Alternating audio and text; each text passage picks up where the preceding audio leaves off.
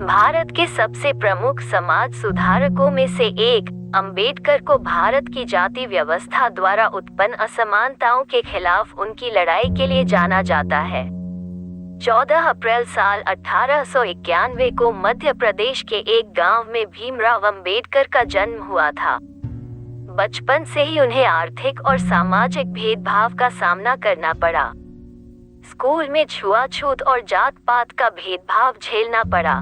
विषम परिस्थितियों के बाद भी अंबेडकर ने अपनी पढ़ाई पूरी की। ये उनकी काबिलियत और मेहनत का ही परिणाम है कि अंबेडकर ने 32 डिग्री हासिल की, विदेश से डॉक्टरेट की डिग्री प्राप्त की। इसके बाद भारत में दलित समाज के उत्थान के लिए काम करना शुरू किया। संविधान सभा के अध्यक्ष बने और आजादी के बाद भारत के संविधान के निर्माण में अभूतपूर्व योगदान दिया। उन्होंने भारत में निम्न जाति समुदायों के लिए आरक्षण कानून लाया। जीवन के हर पड़ाव पर संघर्षों को पार करते हुए उनकी सफलता हर किसी के लिए प्रेरणा है। अंबेडकर के अनमोल विचार का अनुसरण कर हम अपनी प्रगति को एक नया आयाम दे सकते हैं। तो आइए देखते हैं डॉक्टर अंबेडकर के कुछ अनमोल वचन। मुझे वो धर्म पसंद है जो स्वतंत्रता, समानता और बंधुत्व सिखाता है। मैं एक समुदाय की प्रगति को उस डिग्री से मापता हूँ जो महिलाओं ने हासिल की है। वे इतिहास नहीं बना सकते जो इतिहास को भूल जाते हैं। शिक्षित बनो, संगठित रहो और उत्तेजित बनो। धर्म मनुष्य के लिए है, न कि मनुष्य धर्म के लिए। मनुष्य नश्वर है, उसी तरह विचार भी नश्वर हैं। एक विचार को प्रचार प्रसार की जरूरत होती है, जैसे कि एक पौधे को पानी की, नहीं तो दोनों मुरझाकर मर जाते हैं। समानता एक कल्पना हो सकती है, लेकिन फिर भी इसे एक गवर्निंग सिद्धांत रूप में स्वीकार करना होगा। बुद्धि का विकास मानव के अस्तित्व का अंतिम लक्ष्य होना चाहिए। शिक्षा महिलाओं के लिए भी उतनी ही जरूरी है जितनी पुरुषों के लिए। मंदिर जाने वाले लोगों की लंबी कतारें जिस दिन पुस्तकालय की ओर बढ़ेगी, उस दिन मेरे इस देश को महाशक्ति बनने से कोई रोक नहीं सकता है। सफलता कभी भी पक्की नहीं होती है और असफलता भी कभी अंतिम नहीं होती है। इसलिए अपनी कोशिश को तब तक जारी रखो तब तक आपकी जीत इतिहास ना बन जाए। चमचे कभी वफादार नहीं होते हैं और वफादार किसी के चमचे नहीं होते हैं।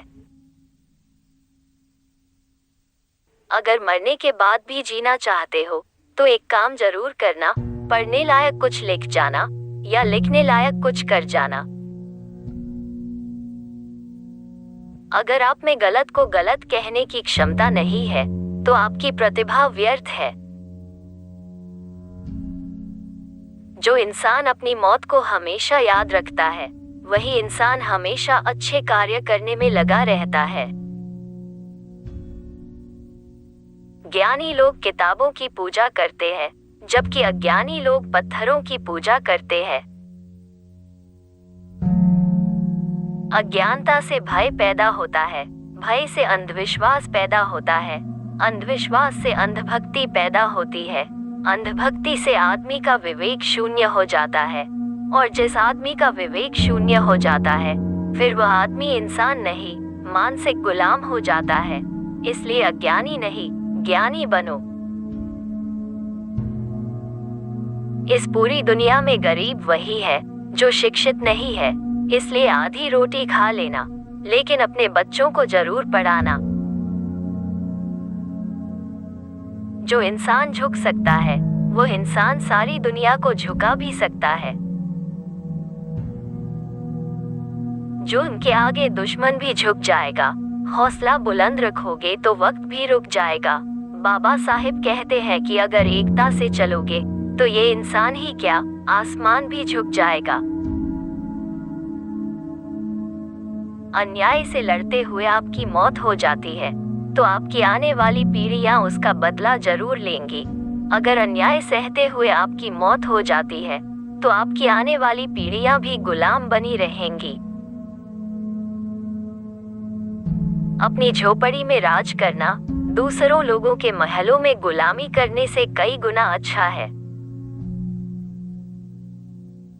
हमारा जीवन लंबा होने की बजाय एक महान जीवन होना चाहिए। हमारे देश के संविधान में मतदान का अधिकार एक ऐसी ताकत है जो किसी ब्रह्मास्त्र से कहीं अधिक ताकत रखता है। समाज में अनपढ़ लोग हैं, यह हमारे समाज की समस्या नहीं है, लेकिन जब हमारे समाज के पढ़े हुए लोग भी गलत बातों का साथ देते हैं और चालाकी से गलत बात को सही दिखाने के लिए अपनी बुद्धि का इस्तेमाल करते हैं, यही हमारे समाज की समस्या है। जो धर्म जन से एक को श्रेष्ठ और दूसरे को नीच बनाए रखे, वो धर्म नहीं है, वो गुलाम बनाए रखने का षड्यंत्र है।